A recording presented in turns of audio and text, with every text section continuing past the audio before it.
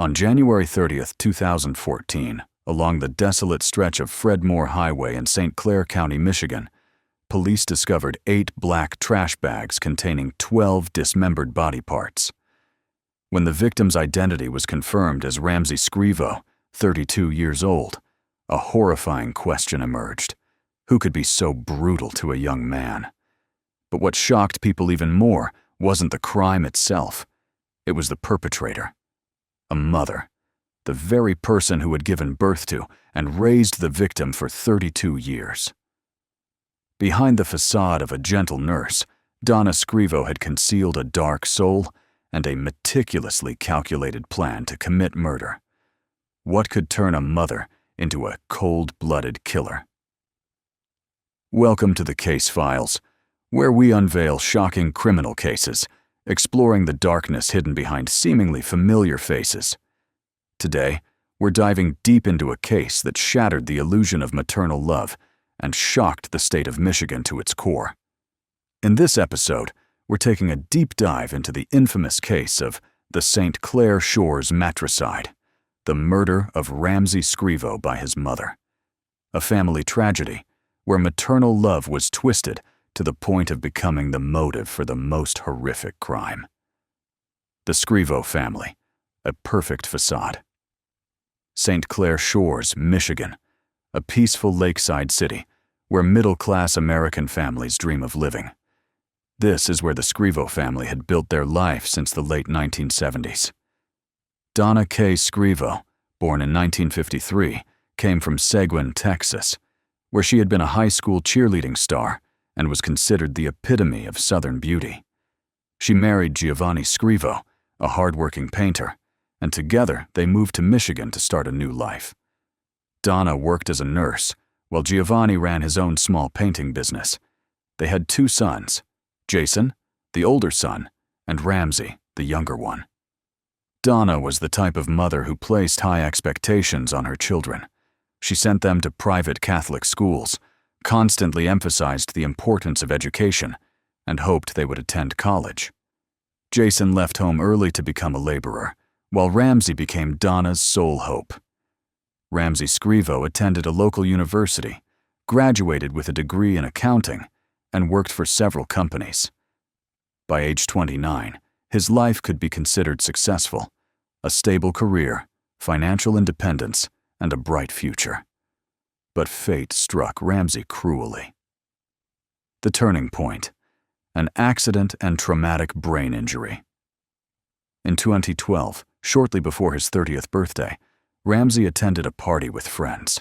While intoxicated, he fell and hit his head hard on concrete, causing a severe traumatic brain injury. From that point on, Ramsay's personality changed completely.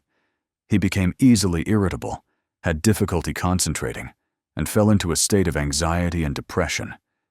The injury caused him to lose jobs repeatedly. In the fall of 2012, Ramsay gave up his accounting career and began working with his father in the small business. Donna was deeply disappointed by her son's failure. But Ramsay was actually happy to be close to his father, the person who always protected him from his mother's excessive expectations. Later, Ramsay decided to move out on his own, living on disability benefits and financial support from his father, with his own apartment and independent lifestyle. But Ramsay's peaceful life didn't last long. The suspicious death of Giovanni Scrivo. In the spring of 2013, Giovanni's health, he had been suffering from chronic liver disease, deteriorated. He was diagnosed with end-stage disease and returned home just 1 day after discharge from the hospital. Donna, in her role as a nurse, was provided with several doses of morphine by the hospital to ease her husband's pain. However, Giovanni died less than 24 hours after returning home. When the medical examiner investigated, they discovered 1 dose of morphine was missing. Donna explained that Ramsay, who had suffered a traumatic brain injury, might have taken it. This accusation made Ramsay a suspect in his father's death. Ramsay was furious and vehemently fought back. He repeatedly shouted, "She killed him!" But the family sided with Donna, claiming Ramsay had a mental disorder. He was taken to a psychiatric hospital for emergency evaluation due to suspected suicidal intentions, but was quickly released. Police didn't take Ramsay's accusations seriously. Everything was simply recorded as an outburst from someone with a psychological disorder. The accusations against his mother became the beginning of an intense battle between mother and son. Was Ramsay right? Did Donna kill her husband to start a new life? Donna's new life. Rekindled old flame. In reality, Donna had begun preparing for her new life before her husband died. In September 2012, while Giovanni was gravely ill at home, Donna traveled alone to Texas to attend a high school reunion. There, she reconnected with an old boyfriend. Despite her husband being on his deathbed, Donna focused on her appearance, losing weight, getting beauty treatments, even getting cosmetic tattoos. She frequently contacted her old flame and wanted to rekindle their romance. When she returned to Michigan, Donna's heart had stayed in Texas. After her husband's death, Donna felt it was time to return to her Texas hometown. She planned to take Ramsay with her, sell all their assets in Michigan, and start a new life. But Ramsay adamantly refused. He didn't want to move anywhere. He wanted to stay in the place he called home. And this was the reason Ramsay had to die. Boom. The mysterious fire. First murder attempt. On May 31, 2013, 2 months after Giovanni's death, the Scrivo family home caught fire violently. Donna ran outside in panic, but one strange detail made police suspicious. She made no attempt to save Ramsay, even though she knew he was sleeping in the basement. Fortunately, Ramsay survived. But when he emerged from the house, he appeared confused, saying he felt unwell, had difficulty moving, and was very tired. Police asked if he had taken any medication. Ramsay replied that he had taken sedatives, but since his mother gave them to him, he just took them without asking questions. Firefighters discovered the fire started in the basement near the heater with a pile of rags stacked beside it. This cause of fire made investigators suspicious, but there was no evidence linking Donna to it. Since no one was injured, and there wasn't enough evidence to determine it was intentional, the fire was ruled an accident. But later, this fire would be viewed as Donna's first failed murder attempt. Escalating pressure. The battle between mother and son. Because the house was uninhabitable after the fire, according to court order, Ramsay was forced to let Donna, who was appointed as his guardian, move into his apartment.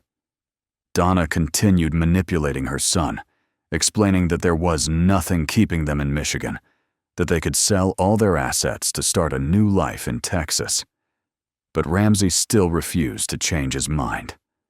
The conflict between mother and son escalated severely. The two argued constantly. Neighbors frequently saw Ramsay coming to their homes for help, saying he couldn't stand his mother and wanted to escape. Sometimes he came over twice, and they described him as always appearing despondent, saying his mother controlled him to the point of suffocation. Feeling helpless, Donna contacted her older son, Jason, who was living in another state. He told his mother she didn't necessarily have to live with Ramsay, but Donna replied, "I have to take care of him." Behind those words was a different calculation. If I abandon my son with mental illness and move away to start a new life, what will people think of me? For Donna, public opinion mattered more than her son's life. Jason later said he had a premonition that something terrible was going to happen. January 24-26, 2014, the murder. On January 24, 2014, neighbors last saw Ramsay Scrivo alive. According to court records, between January 24th and 26th, Donna executed her plan to kill her son. She poisoned Ramsay with Xanax, alprazolam, an anti-anxiety medication she had been prescribed. Medical examination later showed 10.5 pills were missing from Donna's most recent prescription. The concentration of Xanax in Ramsay's body was very high, enough to render him completely unconscious. After Ramsay collapsed, Donna used ligature strangulation to finish off her son. Dr. Daniel Spitz, the forensic pathologist who performed the autopsy, determined the official cause of death was asphyxiation due to strangulation. Ramsay Scrivo, 32 years old, died in his own apartment at the hands of his own mother. January 27th, the fake missing person report. On January 27, 2014, the temperature in St. Clair Shores dropped to 12 degrees Celsius.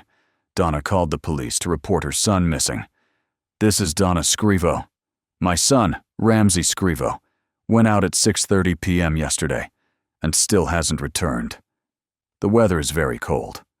I'm afraid something has happened." Donna said that Ramsay walked to a convenience store near the house and didn't come back. She described him wearing pajama pants, a t-shirt, and sneakers, clothing completely inappropriate for the freezing winter weather. No one at the convenience store had seen Ramsay. The phone he carried couldn't be reached either. When police asked whether Ramsay had ever had suicidal intentions, Donna replied, "After his father's death, he became violent and mentally unstable." The missing person case was quickly transferred to Detective Margaret, who had 25 years of experience in the field. January 27:30, dismemberment and disposal. While police were searching for Ramsay, Donna carried out the most gruesome part of her crime. Neighbors reported that during these days, they heard continuous sounds of a power saw and smelled chemicals and strong burning odors coming from Ramsay's apartment. Security cameras at Lowe's store captured footage of Donna buying a power saw. Donna dismembered Ramsay's body into 12 pieces in the bathtub using the power saw. Some parts of the body were burned. She cleaned the scene with bleach to remove traces. On January 29:30, neighbors saw Donna loading large black trash bags out of the apartment and into her silver SUV. On January 30th, Donna drove alone to Fred Moore Highway and Allington Road in St. Clair County, about 70 kilometers from home, and dumped 8 trash bags containing Ramsay's 12 body parts along the roadside. A local student saw an elderly white woman with long dark hair driving a silver SUV and throwing trash bags away.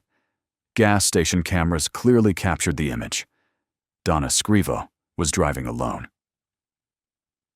January 30th, discovery of the body. On the same day, January 30th, police discovered 8 trash bags containing 12 body parts along Fred Moore Highway.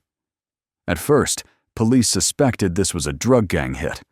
The power saw found with the body had the same model number as the saw Donna bought at Lowe's. While Detective Margaret was still searching for Ramsay, Donna suddenly appeared and called her. "Do you know anything about what happened in St. Clair? I think it's Ramsay. I need to go there to identify him." Detective Margaret was stunned. There was nothing connecting Ramsay to the case in St. Clair, nor any reason for Donna to think it was her son, but she insisted that her intuition told her it was her son. How did Donna know the body was Ramsay when there was no public information yet? January 31st, arrest and interrogation.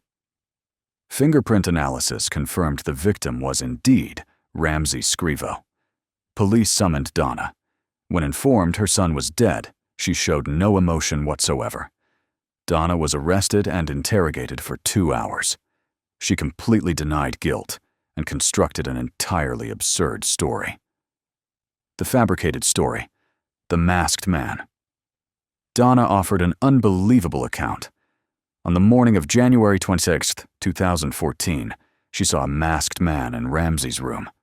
This person tied her to the bed, killed Ramsay right in front of her, then stayed in the apartment for 5 days to dismember the body. This mysterious figure forced Donna to dispose of the body under threat of killing other family members, especially her older son, Jason. Donna claimed she never saw the person's face because he always wore a mask. She lived in fear for 5 days, held captive, and forced to follow the killer's orders. But this story had far too many contradictions. Evidence that exposed the truth. Phone record analysis. 3 days after Ramsay went missing, police received detailed call records from his phone. All family members called Ramsay after he went missing, except Donna. There wasn't a single call from her phone to Ramsay's phone after January 24th.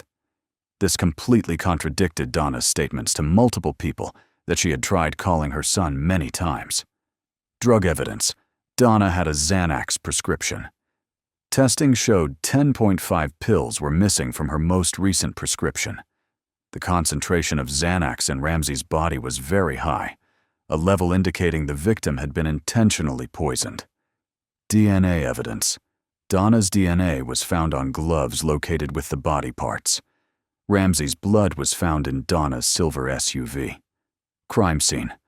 Police found small traces of blood in Ramsay's apartment. Although there were no large bloodstains, there was a very strong smell of bleach. Donna had tried to clean the scene, but couldn't erase everything completely. Security cameras, purchase receipts, and security cameras at Lowe's captured footage of Donna alone buying the power saw.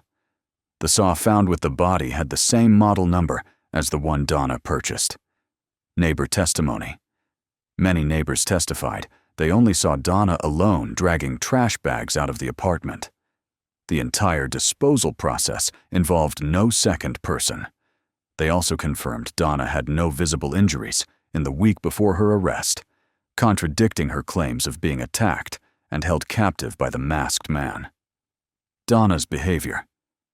If she was really held captive for 5 days, why was Donna still able to freely go out to buy a saw at Lowe's and visit the car insurance agency? Why didn't she call for help or contact police? Why did she wait 16 months after being arrested to tell the story about the masked man, even though she was interrogated the night of her arrest? Vehicle disposal. After disposing of the body, Donna removed the license plates from the SUV and donated the vehicle, a clear action aimed at destroying evidence. The trial in May 2015. Donna Scrivo's trial took place at Macomb County Court in May 2015. Donna testified in court and repeated the story about the masked man. She appeared frightened, trembling as she recounted the events. She cried and begged the jury to believe her, but prosecutors presented a series of irrefutable evidence. Purchase receipt for the saw with Donna's name and credit card camera footage of Donna alone at multiple locations. Forensic analysis of Xanax and cause of death. DNA and blood on the vehicle and gloves. Phone records proving Donna lied. Neighbor testimony about the conflict between mother and son. Donna's plan to move to Texas to live with her old flame. The prosecutor argued Donna Scrivo had planned to kill her son to clear the way to return to Texas and live a new life with her high school sweetheart. Ramsay was an obstacle to that ambition, a persistent burden that Donna wanted to cut off completely. The verdict: an unforgivable crime. On May 18, 2015, after many hours of deliberation, the jury returned to the courtroom. The verdict: guilty. Donna K. Scrivo was convicted of first-degree premeditated murder, disinterment and mutilation of a dead body, unlawfully moving a dead body. The jury determined that although there were some improper actions by the prosecutor during the trial, the evidence against Donna was too strong to change the outcome.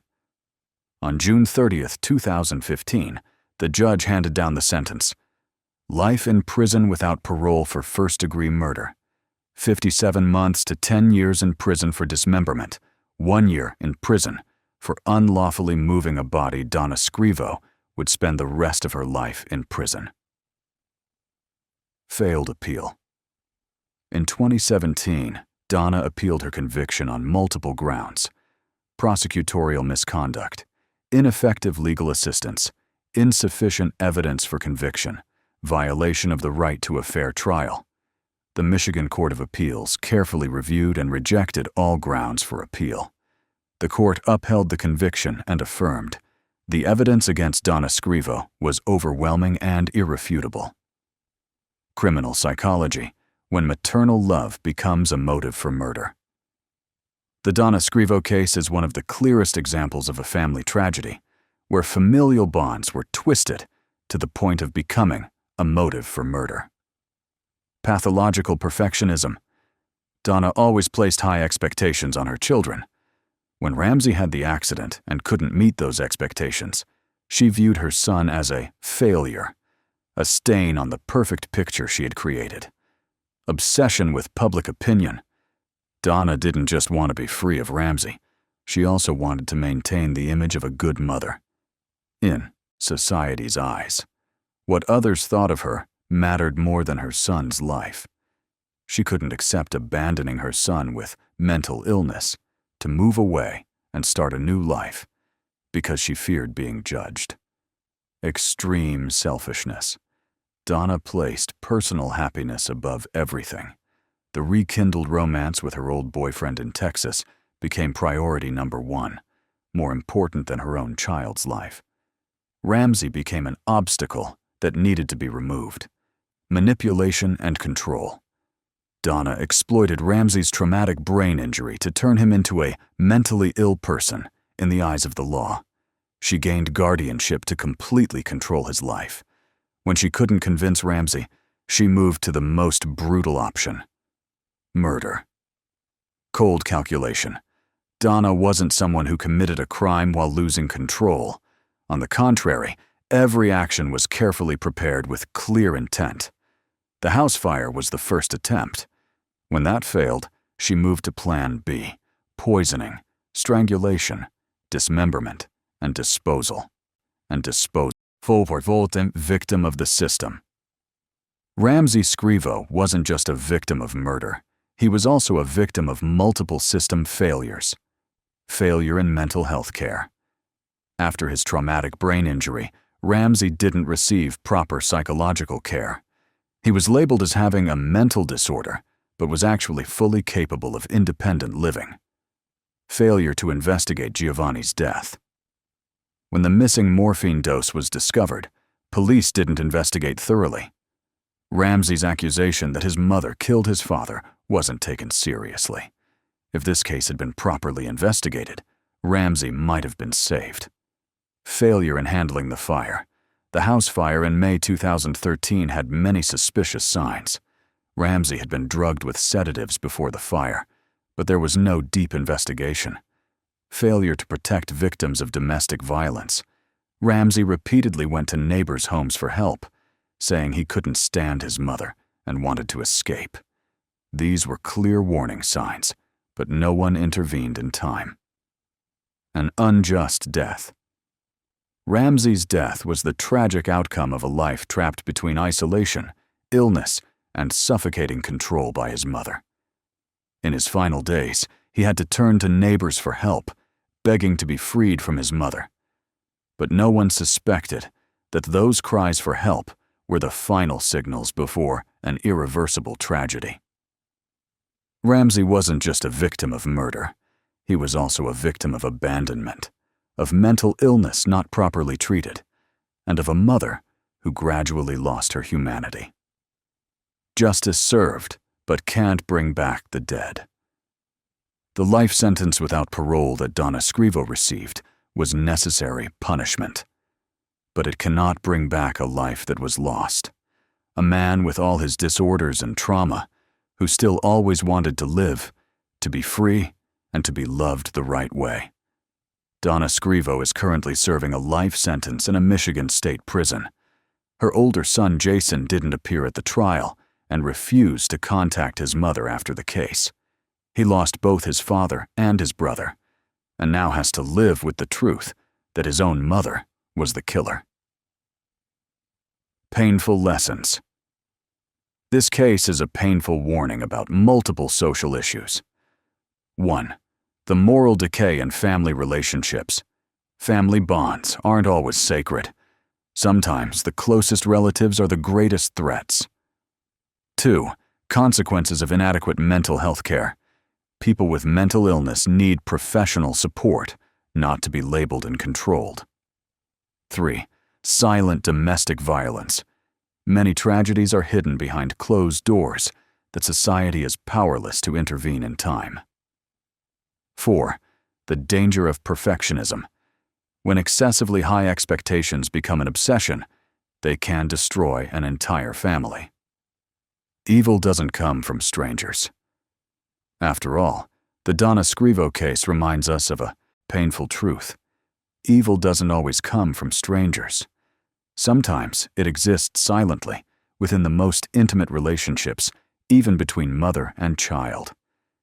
This case shocked not only because of the horror of the acts, but also because it completely upended our understanding of maternal love. A mother, whom society assumes to be the embodiment of unconditional love, became the mastermind who took the life of the very child she gave birth to, raised, and once cared for. If you or someone you know is being controlled, abused, or threatened within the family, speak up and seek help. Don't let another Ramsay Scrivo have to cry for help without being saved. This has been the Case Files. Thank you for watching. If you found this case as shocking as we did, please like, subscribe, and share this video to spread awareness about the dangers hidden behind closed doors. Remember, justice may be served, but prevention is always better than punishment. Stay safe, stay vigilant, and we'll see you in the next case.